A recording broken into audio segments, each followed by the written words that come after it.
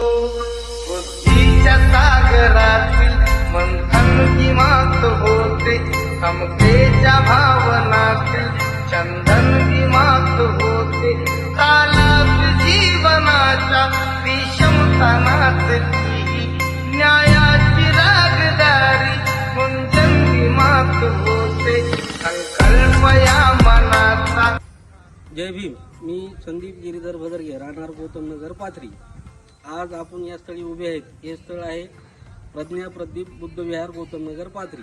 हे बौद्ध विहार जे आहे आदरणीय बाबाजानी साहेब यांच्या विचारातून संकल्पनेतून हे बनवलं गेलेलं आहे.